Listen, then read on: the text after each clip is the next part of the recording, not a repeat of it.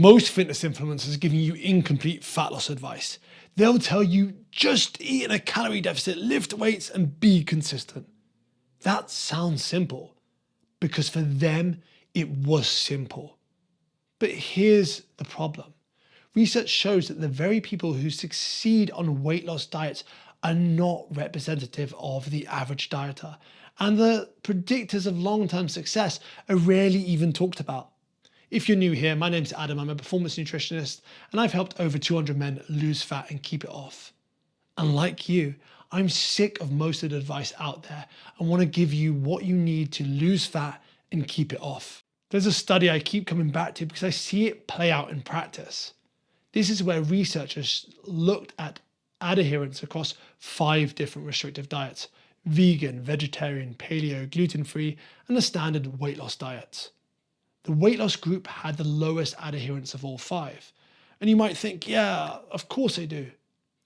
But what predicted who would actually stick to their diet had almost nothing to do with the diet itself. The 2 biggest factors were whether the person genuinely believed they could do it, and whether the way they ate was part of who they were, not something they were forcing. The 2 biggest predictors of failure were being motivated purely by wanting to lose weight and using food to manage stress or low mood. Now think about who's giving most of the fat loss advice online.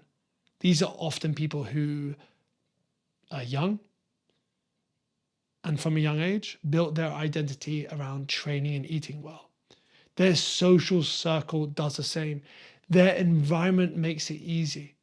Their whole life is essentially engineered towards this without them even realizing it, or maybe they do. So when it works for them, they genuinely believe discipline and the right information is all you need. They're not lying. They just don't know what they don't know, and that gap is costing you. I had a client, I'll call him Paul. He came to me 18 months after trying different approaches. He had a personal trainer, he was tracking his calories and tried a few different diets. Every time he had the same result. A few weeks in, something would happen at work or at home, and the whole thing would fall apart. And his trainer's response each time was essentially, "You need to be more consistent," which is about as useful as telling someone with a broken leg to walk it off. What Paul needed wasn't a better diet. He needed help with the fact that when work got bad, he stopped sleeping properly, stopped cooking, and started eating whatever was in front of him. That's not a discipline problem. That's what stress does to people. The research-based coaches I respect, I've read a lot of their work. They're pretty explicit about this. Hunger isn't biology. It's psychology, environment, stress levels, sleep quality, and what you ate yesterday. When you're overwhelmed, your body pushes harder for food, and that's physiology, nothing to do with willpower. Most online advice skips all of that and hands you the macro target. Sure, for some people that's enough. For most, it isn't. Here's something that took me a long time to understand, both in my own experience and also working with clients. Most men start a fat loss phase thinking, I'll do this until I'm lean, then I'll just get back to normal. The goal is to get through it. And that framing almost guarantees they'll end up back where they started. But the men who stay lean don't think of this as a diet. It's just how they eat. Not because, or just because they have fat loss goals, but because somewhere along the line, it became part of how they see themselves. They're not just on a plan. They're just a person who eats a certain way. Yes, that sounds abstract, but it has practical implications.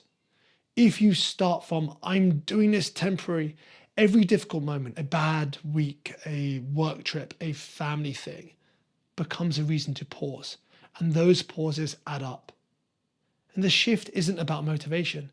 It's about whether the way you're eating feels foreign or familiar.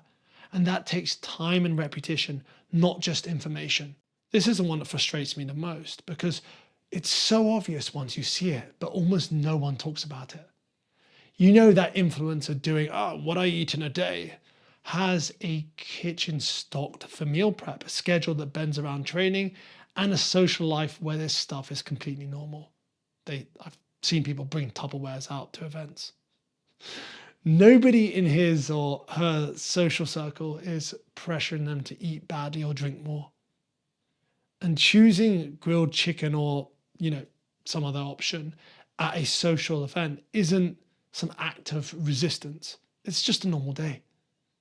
But if your house is full of foods you're trying to avoid, your job has biscuits out at every meeting, and every time you see your friends, it involves 3 pints and a takeaway on the way home. This isn't discipline failing you.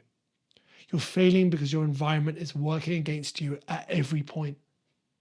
And one of the most impactful things I've done with most clients is to get them to change one environmental thing before touching anything else. Not their diet, not their training, just one thing. Get the stuff out the house that you constantly lose control around. In the past, it's been something like peanut butter. That change often does more in 2 weeks than months of willpower. This is the part that catches most people off guard, especially the first time. When you lose weight, your metabolism slows down a bit, but by itself, it's not significant. Then you pair that with a significant increase in hunger. It's no longer a walk in a park. Your body is not indifferent to fat loss. It resists it. And the leaner you get, the harder it pushes back. That influencer who stays stage lean year round has often been lifting for 10 or 15 years. He has a lot of muscle mass. And he's probably run dozens of cuts. His body has adapted to all of it slowly over time. He knows exactly what to expect because he's felt it before. You're not him. Your first serious cut is going to feel different from his fifth. The hunger is going to surprise you. Your energy dips may feel like the plan has stopped working. It hasn't. This is what happens. And the practical takeaway is to build a maintenance phase before you start.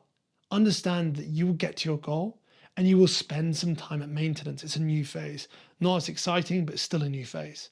And then when hunger spikes, treat it as a sign you need to manage your food environment harder, not as a sign that something's broken. Marcus came to me having done everything right for 6 days of the week for 2 months.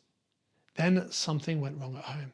I won't go into details, but he then ate badly for 3 days straight. When we spoke, he was ready to quit. This wasn't because 3 days undone 2 months of hard work. It didn't. But because he decided it meant something, that he wasn't the type of person that could do this. So that conversation, talking him out of the edge of quitting when there was nothing physically wrong, that's a skill that determines whether someone gets results or not. It's got nothing to do with protein targets or training splits. And most fat loss advice treats adherence as a given. Either you do it or you don't. What it misses are there are specific moments, usually emotional ones, where the whole thing goes sideways. And if you don't have a way to navigate those moments, you'll keep restarting from scratch. The men I've seen get lasting results are the ones who got back on track quickly after a few bad days, consistently over months, because there will be times where you slip up, and that's normal. Look, if you've tried and failed at fat loss more than once and you're blaming yourself for it, stop. The odds were probably stacked against you from the start. And it's likely the advice was built for someone else's life. Most approaches ignore half of what actually drives whether people stick to things. What changes things is usually smaller than people expect, like one environmental change, one honest conversation with yourself about whether you're treating this as temporary or permanent, or one moment of not quitting when you normally would. The information is the easy part. You already know enough. You have YouTube, you have AI and all sorts. What you need is structure that accounts for your actual life. The stress, the schedule, the social pressure, the bad weeks, how to implement things. And if you enjoyed this, subscribe and watch this video next. I'll see you there.